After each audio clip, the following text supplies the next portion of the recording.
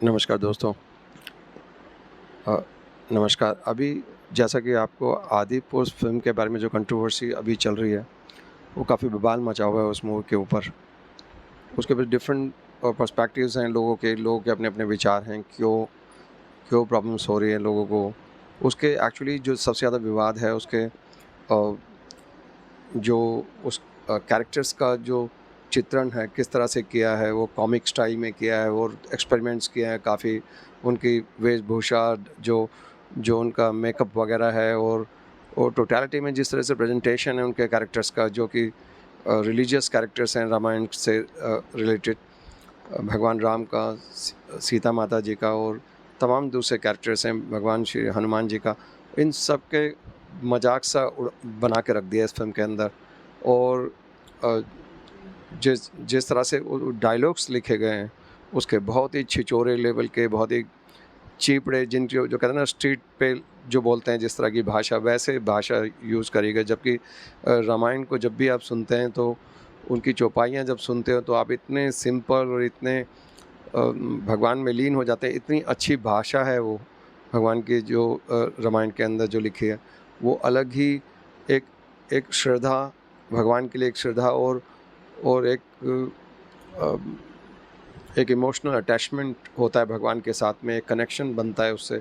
ये जिस तरह के यहाँ पे इसके अंदर एक तो भाषा बड़ी गंदी, डायलॉग बहुत गंदे यूज़ करे हैं, उसके अंदर बहुत बवाल मचा हुआ है। बहुत सारे जो हिंदू संगठन है वो भी अ, अ, बुरा-भला काफ़ी कुछ सुना रहे हैं उसको। जो राइटर है, डायलॉग्स जिसने लिखे हैं, मनोज मुंताशिर ने, उस पे काफ़ी बवाल मचा हुआ है इस समय। और काफ़ी डिमांड्स, चारों तरफ डिमांड्स उठने लगे हैं कि उस फ़िल्म पे बैन लगाया जाए, इतना ज़्यादा लेट ना कराएँ, जल्दी से जल्दी इस फ़िल्म पे बैन लगाया जाए। और यहाँ तक भी डिमांड आ रही है कि ओटीटी प्लेटफ़ॉर्म पे भी किसी पे भी इसको रिलीज़ करना गलत है। अब वो मनोज मुंताशिर की बात करते हैं, वो पहले तो कहते थे कि ये रामायण पे आधारित है। और सबसे स्टनिंग पार्ट ये है इस बात का, सबसे शॉकिंग पार्ट ये है कि जब आदि पुरुष के बारे में जब बात हो रही थी, इसके डायलॉग्स और इस फ़िल्म के बारे में बात हो रही थी, तो बीजेपी सरकार के कई मुख्यमंत्री और उप मुख्यमंत्री भी और कई अलग-अलग लीडर्स, उन्होंने फ़िल्म देखी नहीं, बगैर फ़िल्म देखे ही, ट्रेलर देख के ही उसकी तारीफ़ के पुल बाँधने शुरू कर दिए कि ये फ़िल्म बहुत बेहतरीन फ़िल्म है और इसको ज़रूर देखना चाहिए, ये रामायण पे आधारित है। अब पहले तो मनोज मुंताशिर भी यही कहते थे कि ये रामायण पे आधारित है। और जब कंट्रोवर्सी बढ़ने लगी तो उन्होंने बोल दिया ठीक है, वैसे तो मैं तमाम तर्क दे सकता हूँ इसके पक्ष में कि मेरे डायलॉग सही लिखे हुए हैं, लेकिन अगर फिर भी किसी की भावनाओं को आहत आहत हो गए तो हम इसके डायलॉग बदल देंगे। अब बदल देंगे, कब बदल देंगे कोई पता नहीं। 1 हफ्ते तक फ़िल्म खींच लेगी जितने पैसे खींचने हैं, उसके बाद में डाउन हो जाएगी, तो उसके बाद तो बदल भी दो तो क्या फ़र्क पड़ता है। तो ये, लेकिन इतना ज़्यादा विवाद है इसके ऊपर कि काफ़ी सारे हिंदू संगठनों ने इसके ऊपर इतना शोर बवाल मचा रखा है। और वो एक हद तक जायज़ भी है ऐसा कि आप किसी भी धर्म के किसी की भावनाओं को आहत नहीं कर सकते इस तरह से। हमारे भारत के अंदर सभी धर्म को बराबर का दर्जा दिया है, उनकी व्यक्तिगत स्वतंत्रता का जो एक दायरा है वो सबको बराबर है। आप अपने अपने धर्म को मान सकते हैं किसी भी तरह, लेकिन किसी भी धर्म के, दूसरे धर्म के या अपने ही धर्म के या किसी भी धार्मिक भावनाओं की, किसी भी व्यक्ति की धार्मिक भावनाओं को आहत करे बगैर मान सकते हैं आप किसी की कुछ भी। फिर वो एक तरफ, दूसरी तरफ ये बवाल मचाते हैं कि वो कहते हैं कि ये तो, पहले तो कहते हैं रामायण पे आधारित ही नहीं है, फिर बाद में जब बवाल मचा तो उन्होंने कहने लगे कि अभी तो रामायण पे आधारित है, फिर बाद में कहने लगे कि ये आधारित ही नहीं है। जब जब पहले कहते थे आधारित है, फिर कहते थे आधारित नहीं है, फिर उसके बाद कहने लगे कि कॉमिक, ये तो कॉमिक है, कार्टून फ़िल्म है, इससे क्यों आप बुरा मान रहे हैं। वो लगातार, उसकी हिम्मत देखो उस बंदे की, वो थर्ड क्लास गार्बेज टाइप का बंदा है जो, और फिर दूसरी तरफ शरण लेने की कोशिश करते हैं ऐसे लोग। वो इस तरह की बात करते हैं कि फिर बात करी जाती है कि आर्टिस्टिक फ्रीडम की बात करी जाती है। एक कलात्मक जो स्वतंत्रता है आर्ट की जो सुंदरता है उसकी आर्ट लेके उसमें छुपने की कोशिश करी जाती है। कहा जाता है कि भैया व्यक्तिगत सुंदरता है, कोई भी हम अपनी अभिव्यक्ति कैसे करें आर्ट की। तो भैया आर्ट की अभिव्यक्ति का मतलब ये तो नहीं है आप कुछ भी बोलते रहेंगे, आप कुछ भी कर सकते हैं। उसका एक दायरा है, कॉन्स्टिट्यूशन के अंदर, संविधान के अंदर एक दायरा है कि कहाँ तक आपको अधिकार है। एक व्यक्तिगत स्वतंत्रता या रिलीजियस फ्रीडम, जो हमारे धार्मिक जो स्वतंत्रता है, उसका भी एक दायरा है, एक लिमिट है। हम वहाँ तक ही संविधान के दायरे के अंदर हम वहाँ तक ही उस फ्रीडम को इस्तेमाल कर सकते हैं जब तक कि वो दूसरे के परिधि में एंटर ना कर ले, दूसरे के किसी अधिकार को वायलेट ना करे, दूसरे के किसी अधिकार को, कॉन्स्टिट्यूशनल जो अधिकार हैं उनको, संविधान के जो अधिकार हैं उनको इन्फ्रिंज ना करे, उन पे एज ओवर ना करे। तब उससे पहले पहले ही हमारे अधिकार हैं, उसके बाद नहीं है। हम किसी दूसरे के घर में घुस नहीं सकते ये कह के कि भाई मैं कहीं पे भी जा सकता हूँ, ऐसा नहीं है। आप अपने घर जाइए, अपना रास्ता पकड़िए। तो दूसरों को, दूसरे की धार्मिक अपनी कलात्मक अभिव्यक्ति और उसकी स्वतंत्रता के आड़ में आप दूसरों की किसी भी धार्मिक या किसी पर्सनल जो उनके अधिकार हैं उनको, उनकी धार्मिक भावनाओं को आहट नहीं कर सकते। वो क्रॉस हो जाती है, वो अनकॉन्स्टिट्यूशनल हो जाती है, इलीगल हो जाती है, वो क्राइम हो जाता है। आप ये नहीं कह सकते कि मेरे को कलात्मक अभिव्यक्ति का अधिकार है, मैं कुछ भी कर सकता हूँ। नहीं कर सकते हैं आप ऐसा। अगर ऐसा ही कर सकते हैं तो फिर आप हिंदू धर्म को ही आड़ी क्यों लेते हो? हर बार हिंदू धर्म की भावनाओं को ही आहट क्यों करा जाता है? क्योंकि वो बहुत टॉलरेंट लोग हैं। हिंदू लोग बहुत टॉलरेंट है, वो पूरे देश के अंदर इतना टॉलरेंस है, इतना सभी को, वो जितने भी तमाम दूसरे धर्म हैं सबको झेलते हैं वो। जबकि दूसरे, अभी मैं उस बात को नहीं कहना चाहता जो सलमान रशीदी सर ने कहा था कि जब भी जो माइनॉरिटी के, पर्टिकुलरली उन्होंने तो खैर मुस्लिम लोगों के लिए कहा था कि ये लोग जब तक ही टॉलरेंट रहते हैं तब तक ही सेकुलरिज्म की बात करते हैं जब वो माइनॉरिटी में होते हैं, और जैसे ही वो किसी देश के अंदर माइनॉरिटी से मेजॉरिटी के अंदर आ जाते हैं तो वो दूसरे जितने भी माइनॉरिटीज हैं उसके अधिकारों को ख़त्म कर देते हैं, उनको ख़त्म कर देते हैं। ये उनके पर्सनल पॉइंट ऑफ व्यू था। आई एग्री और I may not agree with this, वो अलग इशू है, वो मेरी पर्सनल विचार है। लेकिन वो इन्होंने, सलमान रशीदी सर ने कहा था, वो एक राइटर हैं, उन पे भी फतवा वगैरह जारी करा था। वो अलग एक बात है कि किसी की धार्मिक भावनाओं को कोई भी आहत करेगा तो लोग शोर तो मचाएंगे ही, सीधी सी बात है। लोग शोर मचाते हैं, उनको बुरा लगता है, उनकी धार्मिक जो भावनाएं वो आहत होती हैं तो लोग तो बोलेंगे, वो फतवा भी जारी करेंगे, कुछ भी करेंगे। लेकिन कहने का मतलब सिर्फ एक हिंदू धर्म को ही टारगेट नहीं करा जाता, कि मैं कहता हूँ किसी भी धर्म को टारगेट नहीं करना चाहिए। आप अपनी अभिव्यक्ति को एक लिमिट में रखिए, फ्रीडम है, आप कलात्मक प्रयोग करिए, लेकिन कहाँ तक करें इसके बारे में हमें पता होना चाहिए। सभी आर्टिस्ट को पता होना चाहिए। मैं आर्टिस्ट का भी सम्मान करता हूँ, लेकिन उसकी एक लिमिट होती है कि हम कहाँ तक अभिव्यक्ति कर सकते हैं। अब उसके बाद में सबसे बड़ा बवाल ये मसला है कि जब उनसे पूछा गया तो कभी वो क्या जवाब देते हैं, कभी क्या जवाब देते हैं। उससे जनता बहुत बुरी तरह गुस्साई हुई है, और अभी और जले पे नमक उन्होंने ये बोल के, अभी लेटेस्ट उनके कमेंट्स आए हैं कि उन्होंने कहा कि भगवान हनुमान जी तो भगवान है ही नहीं, वो तो भगवान ही नहीं है। अब उसे और बवाल मच गया। अरे भैया, इस मूर्ख आदमी को कौन समझाएगा? या इस तरह की जो भी मेंटालिटी रखने वाले हैं वो लोगों को कौन समझाएगा कि किसी पर्टिकुलर रिलीजन में, हिंदू रिलीजन के अंदर, उनको भगवान शिव का रुद्र अवतार माना जाता है। भैया रुद्र अवतार हैं उनके, वो भगवान हैं, वो और महाशक्तिशाली हैं। उनको जो उनमें विश्वास करते हैं, जो उनकी पूजा करते हैं भगवान हनुमान जी की, वो जानते हैं कि उनकी कितनी क्षमताएं, कितने पावरफुल हैं, कितना असर है उनकी भक्ति के अंदर।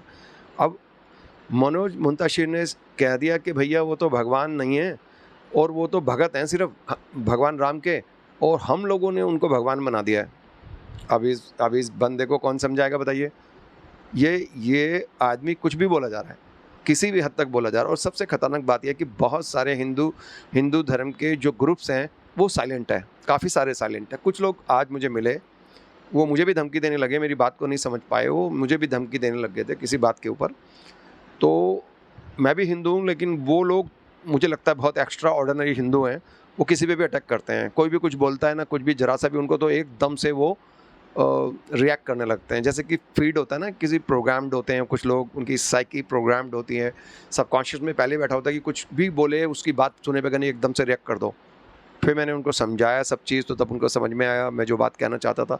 उसके बाद में वो बोले लेकिन हमें तो लगाना ऐसा। भाई तुम्हें लगने से तुम एकदम से तलवारें निकाल के किसी पे अटैक कर दोगे क्या? तुम्हारे लगने से नहीं है, उसको बात को समझना चाहिए पहले। अब तुम हिंदू लोगों को भी टारगेट करोगे, कोई भी कुछ बोलना चाहता है, कुछ भी कहना चाहता है, अगर कोई मोदी को नहीं लाइक करता है या मोदी की कुछ गलत पॉलिसी की वजह से वो उसको अपोज कर रहा है, पहले हो सकता है वो उसको समर्थन करता हो, अभी नहीं करना चाहता हो किसी वजह से या उसको समझ में नहीं आ रही, तो इसका इट डजंट मीन कि वो हिंदू धर्म के खिलाफ है वो बंदा। लेकिन उनके जो अंधे भगत हैं या पेड हैं जो लोग, या फिर वो सत्ता के दलाल हैं, कुछ लोग ऐसे बहुत सारे लोग हैं जो पैसे लेके और जो भी कोई मोदी के खिलाफ बोलता है उस पर अटैक शुरू कर देते हैं। अब मैं दूसरी वीडियो के अंदर बताऊंगा कि यूएस के अंदर क्या तमाशा हो रहा है और क्या होगा और क्या पॉसिबिलिटीज है। हम इसी मुद्दे पे आते हैं अभी देखें कि उसके बाद में मनोज मुंतशिर के बारे में वो लोग, जब मैंने पूछा कि आपने आदि पुरुष के बारे में क्यों कुछ नहीं कहा, वो इतना कुछ बकवास कर रहा है, भगवान राम का, माता सीता का और सारे भगवान का, हमारे देवी देवताओं का इतना गलत चित्रण है, उसके अंदर डायलॉग्स गलत लिखे हुए हैं और वो किस तरह से भद्दे तरीके से बात करी जा रही है उसके अंदर, और भगवान माता सीता की तो गर्दन के ऊपर तलवार रख देते, चाकू रख देते हैं, वो इस तरह का बहुत सारा चित्रण सही नहीं है उसके अंदर। तो वो बाद में कहने लगा कि हमें मिल जाएगा, मनोज मुंतशिर मिल गया तो उसके इतना मारेंगे उसको कि वो याद रखेगा। अब वो उसके कमेंट थे, करेगा नहीं करेगा ये हमें बोलने के लिए, हमें शांत करने के लिए बोल दिया, क्योंकि हमने उससे कुछ क्वेश्चन पूछ लिए थे। जब वो हम पे अटैक कर रहा था तो हमने बोला कि भैया तू बता कि ये इस पर क्यों नहीं बोल रहा। कट्टर हिंदू टाइप के थे वो। देखो भगवान की पूजा मैं भी करता हूँ, डेली करता हूँ, लेकिन इट डजंट मीन कि मैं दूसरे धर्म को किसी की बुराई करूँ या किसी पे अटैक करूँ। मेरा रिलीजन मेरे लिए पर्सनल है, मेरा गॉड मेरे लिए पर्सनल है। मैं उसका तमाशा बनाना नहीं चाहता, मैं रोड पे बनाना नहीं चाहता उस चीज़ को, ना रोड पे जाके प्रे करना चाहता हूँ मैं, ना ही भगवान का या मेरे गॉड का मैं तमाशा बनाना चाहता हूँ। ये मेरी पर्सनल लाइफ है। मैं कमरे में चाहे मैं 1 घंटे पूजा करूँ, 2 घंटे करूँ, चाहे 10 घंटे करूँ, this is my personal life and my personal religion, my personal feeling. मैं उसका बाजारीकरण नहीं करना चाहता, रोड पे नहीं लाना चाहता उन चीज़ को, ठीक है। तो इट डजंट मीन कि like I don't respect other religions. सबके अपने अपने, मैंने बताया कि कॉन्स्टिट्यूशन अधिकार है हमें अपने धर्म को मानने का, लेकिन अपनी अभिव्यक्ति को एक्सप्रेस करने का, लेकिन एक लिमिट है उसकी। हमारे कॉन्स्टिट्यूशन में भी एक लिमिट है, उसमें जो अभिव्यक्ति की स्वतंत्रता के अधिकारों के बाद में इन्हीं के ऊपर आया है आर्टिकल 25, 26, 27, काफ़ी सारे हैं जो स्वतंत्रता की बात करते हैं। उसके साथ साथ वो एक रेस्ट्रिक्शन की भी बात कर रहे हैं, सब्जेक्ट टू सर्टन रेस्ट्रिक्शंस, जो कितनी फ्रीडम है हमें कि जब तक कि हम दूसरे की स्वतंत्रता को नहीं लांघ देते, उनकी परिधि में नहीं चले जाते, अपनी लिमिट में रहते हैं, दूसरे की भावनाओं को आहरण नहीं कर देते, उस लिमिट्स के बाहर नहीं चले जाते, उससे पहले हमारे को स्वतंत्रता है। तो अभी मुद्दा सबसे बड़ा प्रॉब्लम ये हुआ है कि जैसा कि बाकी काफ़ी सारे जो सीनियर जर्नलिस्ट हैं उन्होंने भी अपनी जो वीडियो डाली उसमें यूट्यूब पे, उनके अंदर उन्होंने भी जिक्र किया उस बात का। सबसे कंट्रोवर्शियल बात ये आ रही है कि मनोज मुंतशिर एक वीडियो, एक शॉट के अंदर एक क्लिप्स है, उसके अंदर प्रधानमंत्री श्री नरेंद्र मोदी जी के साथ में हाथ मिलाते हुए वो हाथ जोड़ रहे हैं और उनके ऊपर सबसे ज़्यादा कस के जो पकड़ा हुआ है, मोदी जी ने पकड़ा हुआ उनके हाथ को कस के पकड़ा हुआ है दोनों हाथों से। इसका मतलब मैं तेरे साथ हूँ। अब ये आप हो सकता है मेरा आइडिया हो ये, लेकिन सबसे कंट्रोवर्शियल इसके अंदर बात यह है कि विदाउट अपॉइंटमेंट के मिला है मोदी जी से, वो बिगर अपॉइंटमेंट के मिलने गए और मोदी जी जैसे कि वो अपने आप को प्रेजेंट करते हैं, सत्य इस पर मैं डिबेट नहीं करना चाहता फिलहाल इस वीडियो में, कि वो विषय नेता के रूप में देखते हैं अपने आप को। इतना ज़्यादा ईगो है उनके अंदर, इतना ज़्यादा, जैसे कि सत्यपाल मलिक सर भी कहते हैं कि इतना ज़्यादा एरोगेंस है कि वो अपने आप के सामने किसी को कुछ समझते ही नहीं। तो अभी इतना बड़ा लीडर किसी से बिगर अपॉइंटमेंट के मिलता है तो उस पर चर्चा तो होगी ना, लोग तो बात करेंगे ना कि भैया सेटिंग है, क्या चक्कर है, इतनी अच्छी सेटिंग है आपकी कि आप प्रधानमंत्री से मिल सकते हैं बिगर अपॉइंटमेंट के। अरे बड़े बड़े देशों के, कई देशों के प्रधानमंत्री, राष्ट्रपति नहीं मिल सकते उनसे बिगर अपॉइंटमेंट के। देश के अंदर तो वो तो लार्जर देन लाइफ लीडर समझते हैं अपने आप को, वो समझते हैं, बाकी जनता समझते हैं नहीं समझते, उस पर मैं विवाद नहीं करना चाहता। अभी तो कहने का मतलब है कि इतने सारे उनके लिंक्स हैं और इतने सारे लोगों ने बीजेपी के काफ़ी सारे मुख्यमंत्री और चीफ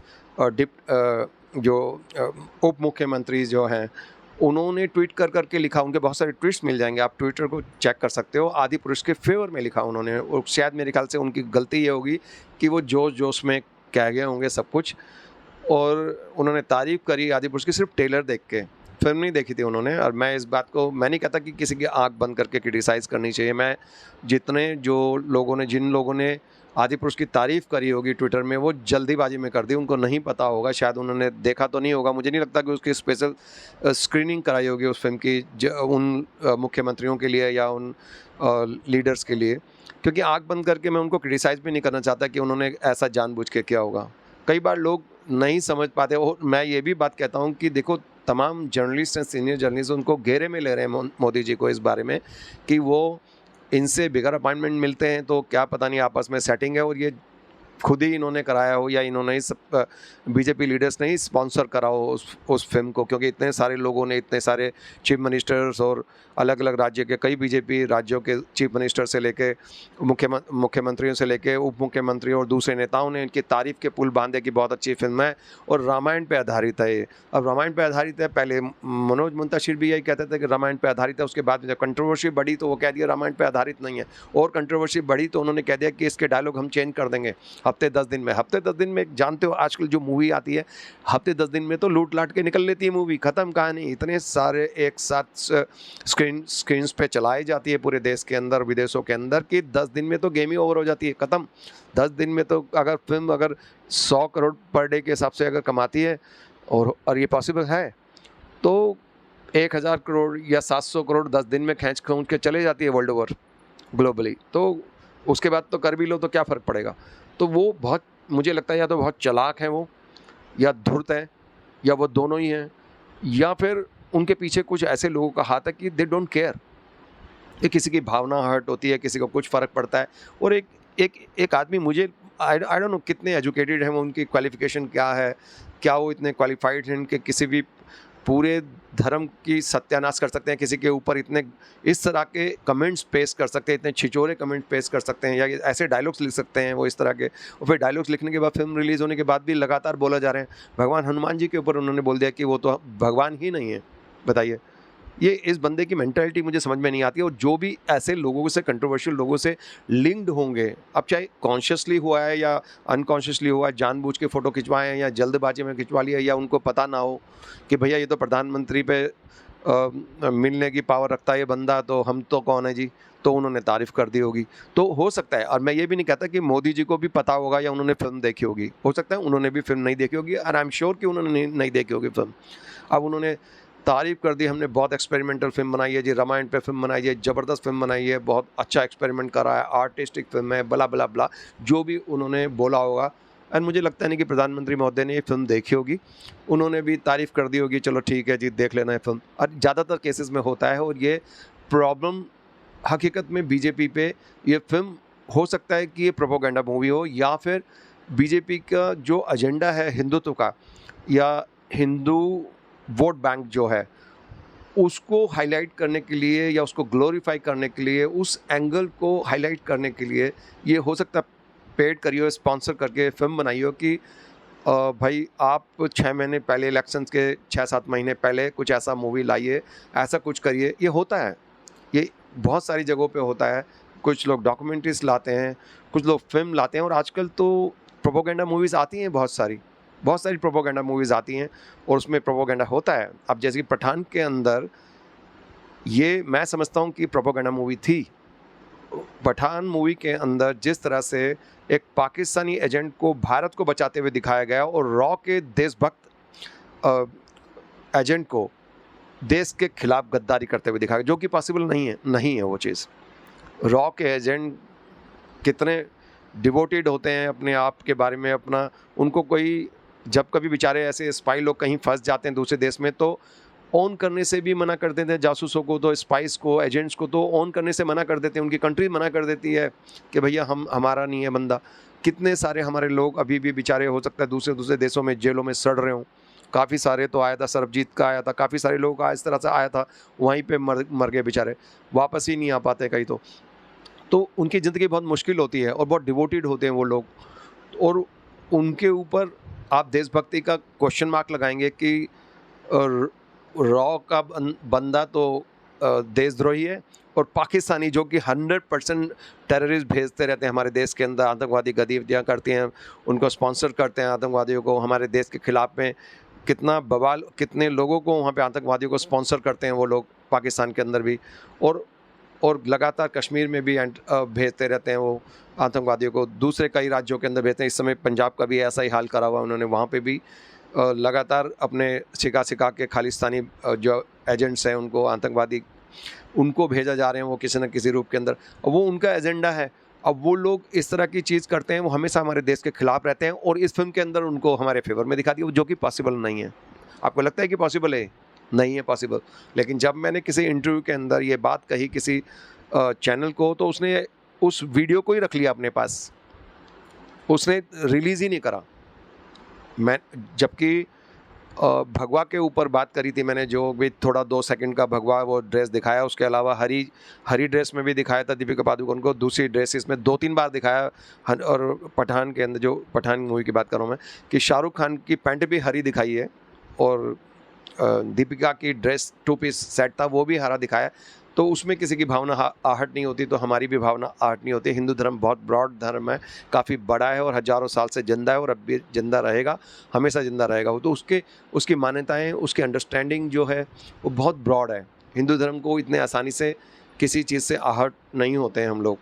तो मैंने यही बात कही थी उसके अंदर, तो उस चीज़ को तो उन्होंने रिलीज़ कर दिया था उस वीडियो को। लेकिन जिस बात के लिए मैंने नेक्स्ट वीडियो के अंदर ये कहा था कि ये प्रोपेगेंडा मूवी हो सकती है, और इसमें पूरा का पूरा उल्टा दिखाया है हमारे देश के खिलाफ, ये हो सकता है ISI से फंडेड हो ये मूवी, हो सकता है पॉसिबल, यू नेवर नो। मैं शाहरुख खान के ऊपर कोई इल्ज़ाम नहीं लगा रहा हूँ, लेकिन ये पॉसिबिलिटी है, एक पॉइंट ऑफ व्यू हो सकता है ये भी। तो लेकिन उस वीडियो को दबा दिया गया, वो रिलीज़ ही नहीं हुई वो वीडियो। तो अभी हम इसके ऊपर आते हैं, इस मुद्दे के ऊपर, जो आदिपुरुष के बारे में सबसे बड़ी चीज़ है कि बीजेपी की लॉबी से कोई खंडन नहीं कर रहा, बीजेपी की तरफ से कोई भी उसके खिलाफ नहीं बोल रहा कि बैन लगा दो। अभी आज गिरिराज सिंह जी ने बोला कि इस फिल्म को बैन लगाओ, अब जाके बोला, इतने दिन हो गए फिल्म को रिलीज़ हुए, आज मंगलवार है और 4 दिन हो गए मूवी को। 300-350 करोड़ कमा चुकी है मूवी ऑलरेडी ग्लोबली। अब देखना कि करीब शुरू के अंदर ये बता रहे थे कि 700 करोड़ के अंदर बनी है मूवी, लेकिन अब वो उसका नीचे लाए जा रहे हैं कि कभी ये ना शो कर दे कि फिल्म फ्लॉप हो गई। तो पहले उसको 600 करोड़ बोल दिया, फिर 500 करोड़ बोल दिया। हकीकत में कितने करोड़ में बनी है गॉड नोज, सरकार को पता होगा। लेकिन सेंसर बोर्ड के जो चीफ हैं, उन्होंने इस चीज़ की तरफ ध्यान क्यों नहीं दिया कि इतने घटिया डायलॉग लिखे हुए हैं उसके, किस लिए बैठा रखा है? प्रसून जोशी जी बैठे हैं, देशभक्त आदमी हैं, बहुत अच्छे कवि हैं और नामी ग्रामी हैं, उनकी बहुत इज्जत करते हैं लोग, मैं भी करता हूँ इज्जत, एक देशभक्त हैं तो वो बनता है सम्मान। लेकिन चुप क्यों बैठे रहे हो? उन्होंने सेंसर में क्या किया? खाली सीट पे बैठने से काम नहीं होता है, चाहे वो सेंसर बोर्ड के चीफ हों, चाहे कोई भारत सरकार के मंत्री हों, चाहे प्रधान सेवक हों। जब आप खाली बैठ के क्या करना चाहते हो? सीट पे बैठ गए, प्रधानमंत्री बन गए या मंत्री बन गए या सेंसर बोर्ड के अध्यक्ष बन गए, लेकिन उसके आगे काम तो नहीं कर रहे ना आप। सही काम कीजिए भैया, आँख बंद करके बैठे हैं क्या? भगवान के ऊपर टिप्पणी कर दी उन्होंने आदिपुरुष के अंदर। जिसकी बात करते हो कि आप तो धर्म के ठेकेदार, हिंदू धर्म के ठेकेदार बने हो, दुनिया को यही बताते हो। आप राम मंदिर खुलेगा तो आप सबसे पहले उसका उद्घाटन करने पहुंच जाओगे, उसकी नींव भी आपने धर दी, जबकि एक प्रधानमंत्री के नाते आपका हक नहीं बनता कि किसी भी धर्म के, आप किसी बीजेपी के लीडर हैं, आप जाके वहाँ इनॉग्रेशन करें। कांग्रेस में भी हिंदू हैं, आम आदमी पार्टी में भी हिंदू है, समाजवादी पार्टी में भी हिंदू हैं, और दक्षिण की जितनी पार्टियां उनमें भी हिंदू हैं। ठीक है, हिंदू पूरे देश में है, 100 करोड़ के करीब हैं। बीजेपी के जितने परसेंट भी हिंदू वोट आते हैं, 32%, 28%, 30%, 32, 34 जो भी, वो आप ये नहीं कह सकते कि वो सारे हिंदुओं के आप उनके वो हैं धर्म के ठेकेदार। अगर धर्म के ठेकेदार बनते हो तो अब चुप क्यों हैं आप? बताइए, जब हर बात पे आप टिप्पणी करते हैं तो चुप क्यों हैं आप गाय की रक्षा की बात करते हैं तो फिर आप बताइए कि नॉर्थ ईस्ट के अंदर जितने काफ़ी सारी स्टेट्स के अंदर बीजेपी रूल राज्य है, भारत बीजेपी सरकार का राज है वहाँ पे, अरुणाचल प्रदेश हो गया, मणिपुर हो गया, और दूसरे नागालैंड वगैरह में दूसरे राज्यों के अंदर मिली जुली सरकार है, मिल के बनाई हुई है। और उन गाय काफ़ी सारे नॉर्थ ईस्ट के राज्य हैं जहाँ पे गाय को काट के खाया जाता है। क्यों नहीं रोक रही है सरकार? 1 दिन हो गया, 2 दिन हो गया, 1 साल हो गया, अरे इतने साल बीत गए आपको राज करते करते वहाँ पे। आप ये तो नहीं कह सकते कि भाई हम स्टार्ट कर रहे हैं। कितने साल हो गए? 2 टेन्योर्स हो गए आपको, 8-9 साल तो राज करते हुए यहाँ हो गया, वहाँ पे भी हो गया इतने साल, और आप कर क्या रहे हैं? आपने रोक दिया वहाँ पे? नहीं रोका, क्योंकि आपको उससे लेना देना नहीं है, आपको सिर्फ वोट से लेना देना है। आपको हिंदू धर्म के ठेकेदार बनना जो दिखाते हैं ना आप नकली हैं। आप हिंदू धर्म के ठेकेदार हो नहीं, ना आप इससे परवाह करते हो इस चीज़ की, सिर्फ वोट बैंक होना चाहिए। आप जीत जाओ, उसके बाद में जाए धर्म, और सारे हिंदू कहीं पे भी जाएं। फिर उसके बाद कोई भी नहीं बोलता इस बात पे। क्यों नहीं बोलते भैया? कहाँ एक तरफ आप बवाल मचाते हैं साउथ में जाके, उसी मुद्दे पे आपकी सरकार जहाँ बनी हुई है वहाँ पे बवाल नहीं मचाते। आप केरल में जहाँ पे कम्युनिस्ट पार्टी की सरकार बनती है, दूसरे किसी पार्टी की सरकार बनती है, वहाँ पे बवाल मचाया जाता है कि बहुत बवाल मचा, काफ़ी बरसों से मच रहा है, आप जानते हो। मैं फेवर नहीं करता कि इस तरह से किसी भी चीज़ का, लेकिन आप अगर केरला में शोर मचाते हैं कि ये चीज़ बैन होनी चाहिए, इस जानवर का मीट बैन होना चाहिए, इसके ऊपर इतना शोर मचना चाहिए, आप इतना बवाल मचाते, तो अपने खुद के रूल स्टेट्स में आप क्यों नहीं रोकते हैं उस चीज़ को? रोका आपने अभी तक? नहीं रोक सकते, क्योंकि आपको सिर्फ सीट नज़र आती है, आपको सिर्फ सत्ता नज़र आती है, आपको सिर्फ आपका स्वार्थ नज़र आता है। ना ये देश नज़र आता है, ना ये जनता नज़र आती है, ना ये धर्म नज़र आता है जिसके आप ठेकेदार बने फिरते हो। अब अभी इस वीडियो को मैं अभी यहाँ ही ख़त्म करता हूँ कि अभी बवाल बहुत मचेगा आदिपुरुष के ऊपर। देखते हैं कब जाके बीजेपी के नेता इस बात के अगेंस्ट बोलते हैं। अनुराग ठाकुर ने भी हिंट दिया है कि शायद वो बैन करें इस मूवी को, लेकिन जब तक ये ड्रामा चलेगा डिले करने का कि भैया मूवी में पैसे तो निकल गए, अब हम ड्रामा करने के लिए इसको बैन कर देते हैं। बात समझ रहे हैं? डिले करने का मतलब है